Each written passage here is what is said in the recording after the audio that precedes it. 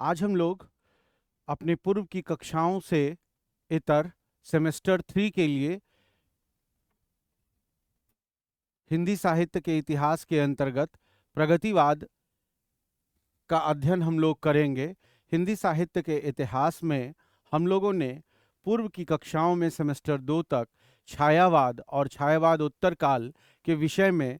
छायावाद के विषय में गहराई से और छायावाद उत्तर काल के विषय में संक्षिप्त रूप में हम लोगों ने अध्ययन किया था। आज हम लोग प्रगतिवाद साहित्य के विषय में समझेंगे। प्रगतिवाद किन परिस्थितियों में आता है, प्रगतिवाद के निहितार्थ क्या हैं और प्रगतिवाद किस तरह से हिंदी साहित्य को प्रभावित करता है और हिंदी साहित्य में किन लेखकों ने, किन कवियों ने इसे किस रूप में देखा है और ये इसकी पृष्ठभूमि में किस तरह की विचारधाराएं हैं। तो सबसे पहले हम लोग प्रगतिवाद की जो पृष्ठभूमि रही है उस पर हम लोग चर्चा करेंगे। जैसा कि हम लोग जानते हैं, हिंदी साहित्य के इतिहास में आदिकाल, भक्ति काल, रीतिकाल और छायावाद काल तक हम लोगों ने इस बात को जाना था कि छायावाद काल जो है वो एक तरह से, पूरी तरह से स्वतंत्रता आंदोलन के मुखर रूप को आवाज़ देने के लिए और आत्माभिव्यक्ति और स्व की अनुभूति को प्रस्तुत करने के लिए उस काल में निराला, सुमित्रानंदन पंत, जयशंकर प्रसाद और महादेवी वर्मा ने अपनी रचनाओं को लिखा या अंजाम दिया। ठीक उसके बाद प्रगतिवाद में हम लोग देखते हैं कि जब प्रगतिवाद काल आता है तो हम आज़ादी के निकट निकट पहुंच चुके होते हैं। प्रगतिवाद का समय 1936 है, जैसा कि मैंने इसे लिखा भी है। 1936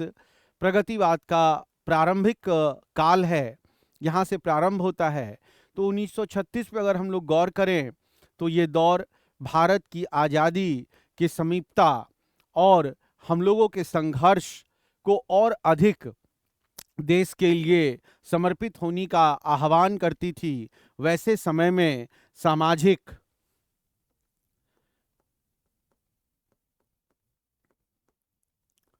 राजनैतिक,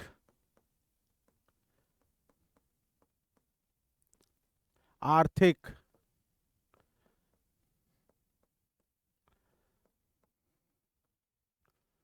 शैक्षिक,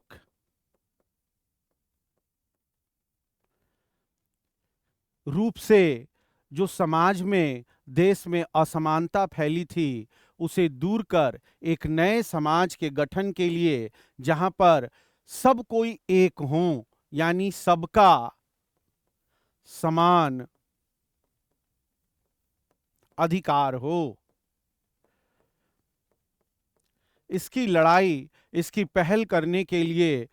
इस साहित्य की रचना की गई। इसमें जो कविताएं लिखी गईं, जो निबंध लिखे गए, जो विचार दिए गए, वो साम्य की भावना से प्रेरित था कि भारत का हर वो नागरिक जो भारतवर्ष में है उसे सामाजिक रूप से, आर्थिक रूप से, राजनैतिक रूप से और शैक्षिक रूप से अवसर की समानता हो और वो एक समान देश का निर्माण कर सके। इस कड़ी में 1936 में, जैसा कि हम जानते हैं कि प्रेमचंद का लेखन इसके पहले 19वीं शताब्दी के प्रारंभिक दौर में ही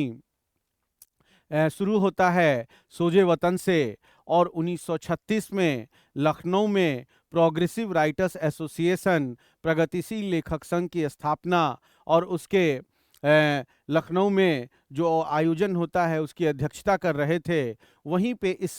प्रगतिवाद की नींव पड़ती है और प्रगतिवाद की नींव के साथ ही केवल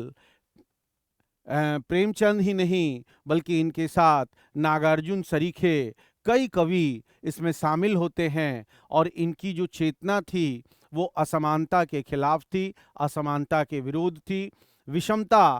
को एक प्लेटफॉर्म पर लाने का प्रयास था कि विषमता समाप्त हो। इसमें जो मुख्य बिंदु हम लोग देखेंगे कि प्रगतिवाद में किस तरह से समाज के और राजनीतिक के और आर्थिक और शैक्षणिक पहलू उभर कर सामने आते हैं और एक एक एक हम लोग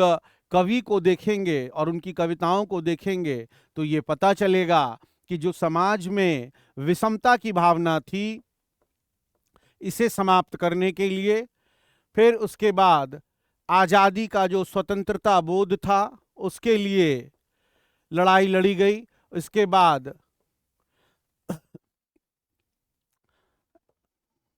सामाजिक एकता, सामाजिक एकता किस तरह से अपने आकार को, अपने स्वरूप को प्राप्त कर सके, इसको लेकर के विभिन्न लेखकों ने, यदि हम लोग बात करें, जैसा कि मैं बार बार चर्चा कर रहा हूं कि प्रेमचंद ने तो इसकी अध्यक्षता ही की थी, इसके अलावे अगर हम लोग चर्चा करें तो नागार्जुन, निराला की कुछ रचनाएं, पंत की भी कुछ रचनाएं बहुत मुखर होकर के सामने आती हैं। और दूसरे भाषा में या साहिर लुधियानवी की चर्चा करें तो इन्होंने भी प्रगतिवाद में,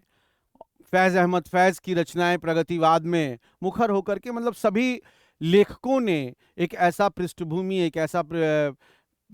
ऐसा मंच तैयार किया जहां से राजनीतिक समानता, आर्थिक समानता और समाज के किस तरह से प्रगतिशील बन सके, किस तरह से वो निरंतर आगे बढ़ सके, इसको लेकर के रचनाएं रची गईं। जिसमें हम लोग देखते हैं नागार्जुन की रचनाओं को अगर देखें तो नागार्जुन की रचनाएं,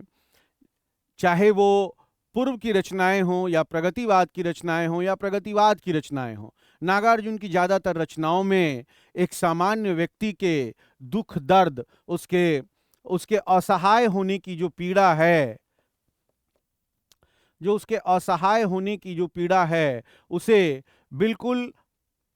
केंद्र में रखकर नागार्जुन रचनाएं रचते हैं। अगर हम लोग निराला की चर्चा करें तो निराला की रचनाओं में, जिसमें कुकुरमुत्ता की अगर हम लोग चर्चा करें, केवल कुकुरमुत्ता की ही अगर केंद्र में रखकर हम चर्चा करें तो ये स्पष्ट हो जाता है कि आज़ादी और आज़ादी के आसपास जो परिस्थितियां बनी थीं, उसमें ऐसा लग रहा था कि राजा और दिन प्रतिदिन राजा का रूप अख्तियार कर रहा है और गरीब दिन प्रतिदिन और गरीब होता जा रहा है। यानी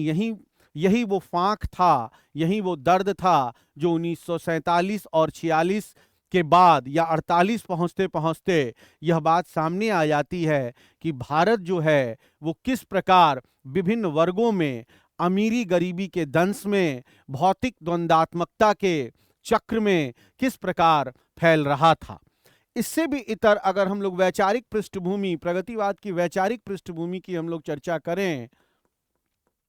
तो हम लोग देखते हैं कि इसमें मार्क्स ने जो अपने मैनिफेस्टो में जो यह बात कही थी कि दुनिया के मजदूरों एक हो जाओ,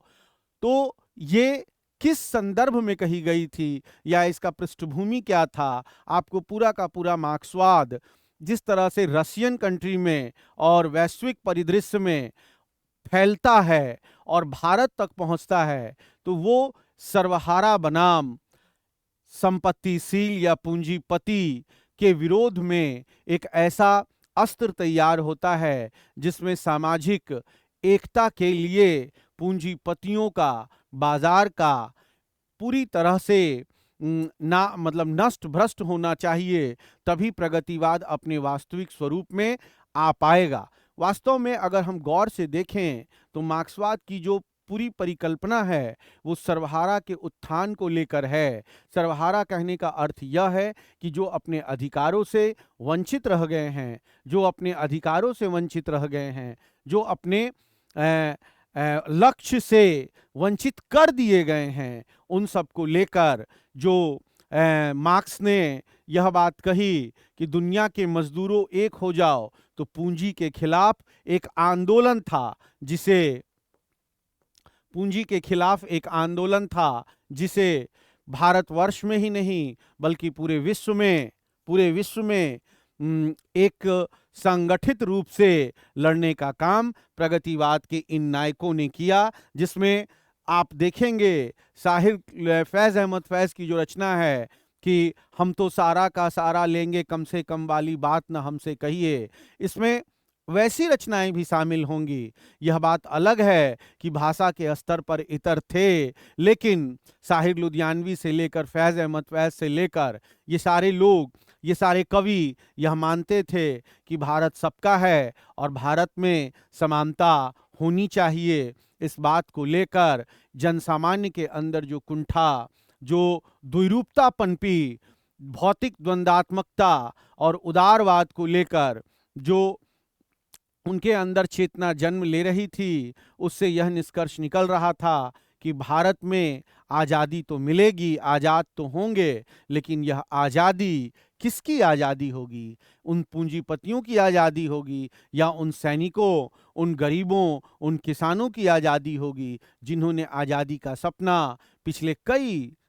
सैकड़ों वर्षों पहले देखा था और उसके लिए संघर्ष कर रहे थे। प्रगतिवाद के मिजाज को, प्रगतिवाद के कैलिबर को समझने के लिए, उसकी क्षमताओं को समझने के लिए हम लोग अगले क्लास में प्रगतिवाद की विशेषता पर चर्चा करेंगे और हम लोग एक-एक कवि की चर्चा करेंगे, उनकी रचनाओं की चर्चा करेंगे। इसमें रामविलास शर्मा से लेकर हम लोग नागार्जुन और निराला की रचनाओं, फैज़ अहमद फैज़ की रचनाओं की भी चर्चा करेंगे। तब हम यह माप पाएंगे कि प्रगतिवादी साहित्य जो है वो किस तरह से छायावाद से अलग है और अपने आगे के काल किस तरह से प्रयोगवाद से भिन्न है। आपसे आग्रह है विद्यार्थियों से कि आप एमजेसी 3 में पेपर एमजेसी 3 के